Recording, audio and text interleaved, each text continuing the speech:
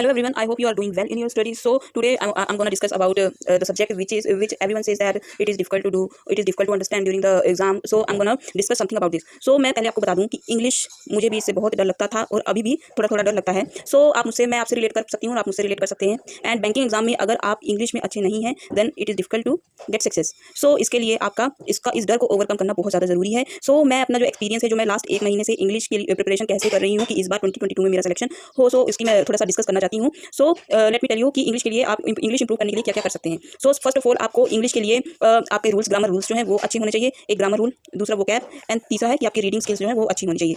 तो जैसे कि मैं आपको बता दूं कि सबसे पहली बात है कि मैं पिछले लास्ट 1 मंथ से, क्योंकि लास्ट टाइम क्या हुआ था कि जो एडिटोरियल वगैरह था तो वो मैं ऐसे मतलब रोज़ नहीं पढ़ती थी क्योंकि पढ़ना मुझे एडिटोरियल वगैरह पढ़ना बहुत बोरिंग लगता था. लेकिन इस बार जो है मैं ये गलती नहीं करने वाली हूँ. एंड इस बार मैं एडिटोरियल लास्ट 1 मंथ से मैं रोज़ पढ़ती हूँ. एंड इससे मुझे इंप्रूवमेंट भी समझ में आ रही है. और वो इंप्रूवमेंट कैसे, जैसे आप सेक्शनल मॉक्स लगाएंगे या फिर mock test, full length mock test लगाएंगे, उसमें आप कैसे इंप्रूव कर रहे हैं, इंग्लिश में कितने मार्क्स आ रहे हैं, एंड क्या क्या गलतियाँ जो आप पहले कर रहे थे वो आप नहीं कर रहे हैं, उससे आपको समझ में आएगा जब अच्छे से एनालाइज करेंगे. सो सबसे पहली बात, आपको एडिटोरियल जरूर से जरूर पढ़ना है. सबसे मेन जो बात है कि अगर आपको सुबह जल्दी उठकर एडिटोरियल पढ़ना अच्छा नहीं लगता है, करंट अफेयर पढ़ना अच्छा नहीं लगता है, तो इसमें आपको घबराने की बिल्कुल जरूरत नहीं है. जब भी फ्री टाइम हो, जैसे आप दोपहर में या फिर जब भी फ्री टाइम हो तभी, वैसे तो मैं डेली सबसे पहले जो है सुबह एडिटोरियल ही पढ़ती हूँ. उसके बाद आगे की प्रिपरेशन में स्टार्ट करती हूँ. जो मुझे दिन में करना होता है स्टडी वो बाद में करती हूँ. सबसे पहले जो काम मैं करती हूँ वो एडिटोरियल पढ़ना है. एंड इसमें मैं एक और चीज़ ऐड ये करती हूँ कि सबसे पहले मैं एडिटोरियल के जो छोटे छोटे एडिटोरियल आर्टिकल्स होते हैं वो पढ़ती हूँ. एंड उसके बाद एक जो है 2 आपके छोटे छोटे एडिटोरियल्स होते हैं, 2 जो है बड़े वाले जो है होते हैं. तो मैं जो एक छोटा वाला एडिटोरियल पढ़ती हूँ और एक बड़ा वाला एडिटोरियल पढ़ती हूँ. एंड उसके बाद फिर निमिषा बंसल मैम का डेली एडिटोरियल का क्लास आता है तो उसे मैं करती हूँ, उसे डेली करती हूँ. तो इससे मुझे ये फायदा होता है कि सबसे पहली बात की वोकैब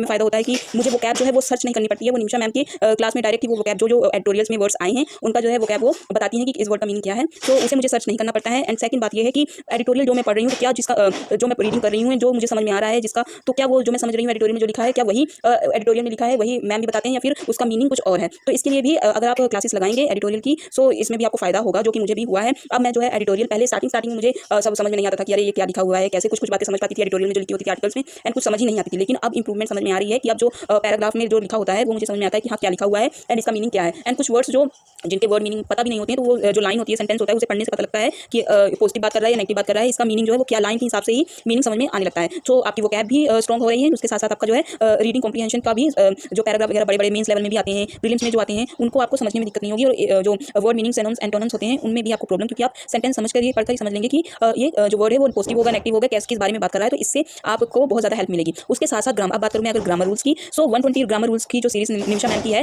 वो बहुत ज़्यादा फायदेमंद साबित हो रही है मुझे. एंड ये मैं अपना एक्सपीरियंस बता रही हूँ. इसका मेन जो फायदा है वो ये है कि पहले जो है एरर डिटेक्शन में मैं एरर डिटेक्शन सीधे स्किप कर देती थी पेपर में, एग्जाम में जब भी मैं देखती थी, क्योंकि मुझसे नहीं हो पाते थे. लेकिन मुझे समझ में भी नहीं आता था कि यार इसे सोल्व कैसे करना है, इसे कैसे समझना है कि कहाँ पे एरर है. लेकिन अब जब मैंने 120 रूल्स ऑफ ग्रामर वगैरह करना स्टार्ट कर दिया है तो उससे मुझे फायदा हुआ है, क्योंकि अब मुझे इससे समझ में आ रहा है कि यार हाँ इस लाइन में ये जो रूल्स के हिसाब से यहाँ पे एरर लग रहा है. इसका एक और कि अगर कोई रूल मुझे याद भी नहीं है तो जो मैं एडिटोरियल पढ़ रही हूँ तो उससे मुझे फायदा हो रहा है कि अरे हाँ इसमें थोड़ी सी कुछ गलती समझ में आ रही है, उस वर्ड को लगता है, उस सेंटेंस में लगता है, एंड उसे मैं मार्क करती हूँ तो वो सही होता है. एंड उसके बाद में बात करूँ अगर इंग्लिश के ओवरऑल एक्सपीरियंस की लास्ट 1 मंथ में मैंने कैसे प्रिपरेशन की है, तो उसमें मैं बता दूँ कि मैंने एडिटोरियल पढ़ा, उसके साथ साथ मैंने 120 रूल ग्रामर मेरे कंप्लीट नहीं हुए हैं अभी, जो है मैंने कुछ वीडियोस ही देखी है. मैं लास्ट 1 वीक से 120 रूल्स ऑफ ग्रामर कर रही हूँ. एंड जो मैं रूल समझ रही हूँ उसके एरर डिटेक्शन के क्वेश्चंस लगा रही हूँ. वो कैब अपनी मुझे स्ट्रॉन्ग करनी है. उसके साथ साथ मुझे ग्रामर रूल्स अच्छे से 120 रूल्स जो है वो याद होने चाहिए. उसके साथ साथ मैं कॉम्प्रिहेंशन वगैरह में कोई प्रॉब्लम ना आए, और जो फिलर्स वगैरह ये सब चीज़ों की अंडरस्टैंडिंग आपको रीडिंग से ही आएगी. तो रीडिंग बहुत ज़्यादा इंपॉर्टेंट है. सो अगर आपने अभी भी रीडिंग आपको अच्छी नहीं लगती है तो अगर आपको जॉब चाहिए तो रीडिंग की हैबिट डालनी ही पड़ेगी आपको. सो इसे चाहे जैसे भी हो रीडिंग की हैबिट डालिए. और रही बात करंट अफेयर की, तो करंट अफेयर जो है वो अभी मैं अप्रैल के महीने से स्टार्ट करूंगी. जी हाँ दोस्तों, 1 अप्रैल से मैं करंट अफेयर स्टार्ट कर दूंगी पढ़ना, पूरा रेगुलरली रोज पढ़ाई करूंगी. और ये मैं करंट अफेयर अप्रैल मई जून जुलाई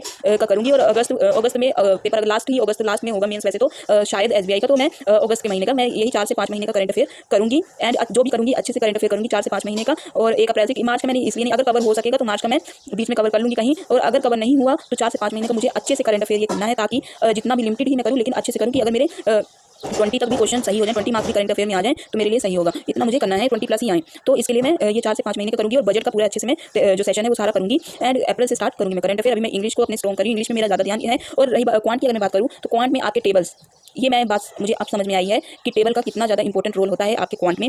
तो टेबल का मैं आपको एग्जांपल से बताती हूँ कि पिछली बार जब टेबल, हाँ मुझे टेबल जो है 12 तक ही आते थे अच्छे से, मतलब कि अगर कोई भी मैंने मल्टीपल देख लिया 12 का तो हाँ ये 12 तक ही टेबल आते थे. उसके आगे मुझे टेबल ऐसे नहीं टेबल आते थे, लेकिन ये अगर जैसे 117 लिखा है तो ऐसे ऐसे मैंने बता सकती थी कि वो 13 9 1 1 7 होता है। तो टेबल आते थे, लेकिन जैसे टिप्स में हो आपके ऐसे टेबल नहीं आते थे। लेकिन अब मैंने टेबल याद कर लिए हैं एंड मैंने टेबल जो है वो मैंने 30 तक के याद किए हैं। तो अगर आप 25 तक का ही टेबल याद कर लें, ये भी इनफ है। मैंने 30 तक के टेबल याद कर लिए हैं एंड मैं इसकी मेरे लास्ट टाइम जो है क्वांट में 16 मार्क्स आए थे एसबीआई क्लर्क में। और अब जो है मैं एसबीआई क्लर्क के मॉक्स वगैरह और मॉक्स चाहे जितने मर्जी में दूँ 12 13 14 15 16 ऐसे ही मार्क्स आते थे। लेकिन अब मैंने टेबल का मुझे सच में समझ में आया है कि टेबल का बहुत ज़्यादा इंपॉर्टेंट रोल होता है। एंड अब मेरे जो है मेरे कभी 27 आते हैं, कभी 28 आते हैं, 30+ भी मार्क्स मेरे क्वांट में आ रहे हैं। एंड रीजनिंग में मेरे 35 आउट ऑफ 35 आते हैं एंड क्वांट में मेरे 30+ मार्क्स भी आ जाते हैं। 27 से नीचे तो आते ही नहीं है। ये इंप्रूवमेंट मेरी टेबल याद करने के ही कारण हुई है, क्योंकि टेबल्स में क्या होता है कि नंबर सीरीज अगर आया तो उसमें अगर आप डायरेक्ट कोई मल्टीपल होगा, कोई टेबल होगा, जैसे 13 का टेबल का ही उन्होंने नंबर सीरीज निकाल दिया, सो आपको हाँ पता चल जाएगा कि हाँ ये तो 13 का टेबल के ही मल्टीपल 13 के मल्टीपल है, तो आप जल्दी से इसे आंसर निकाल लेंगे। कोई अगर डीआई है, डीआई में कोई भी मल्टीपल जैसे 25 कुछ भी है, किसी भी चीज़ का मल्टीपल है, सो आपको पता लग जाएगा कि यार हाँ आप जल्दी से डीआई को भी सोल्व कर लेंगे, जल्दी से उसका मल्टीप्लिकेशन कर लेंगे, क्योंकि डीआईज वगैरह ये सब में ही मल्टीप्लिकेशन, एडिशन, यही सारा काम, सब्ट्रैक्शन,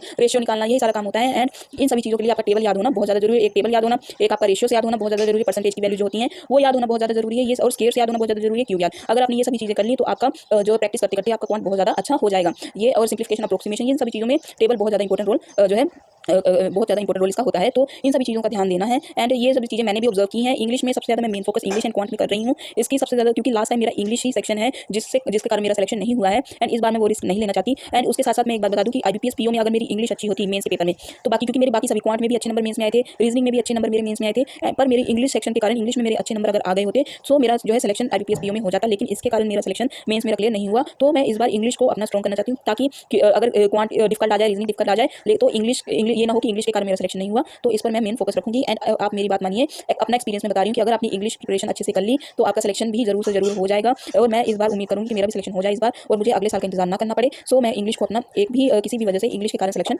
नहीं, ये ना हो कि इंग्लिश के कारण सिलेक्शन रुके, तो इसका मैं पूरा ध्यान रखूंगी। एंड आगे भी आपको कोई टिप्स एंड ट्रिक्स की जो है तो आप कमेंट कर मुझे जरूर से जरूर कमेंट कीजिएगा कि आपको कैसी ये ट्रिक्स और टिप्स लगी, अच्छी लगी कि नहीं, कि कुछ और इंप्रूवमेंट, मुझे और इंप्रूवमेंट करने की जरूरत है। मुझे भी आप सजेस्ट कर सकते हैं कि मुझे आगे और कैसे प्रिपरेशन करनी चाहिए। सो थैंक यू ऑल, आगे मिलेंगे अगली वीडियो में।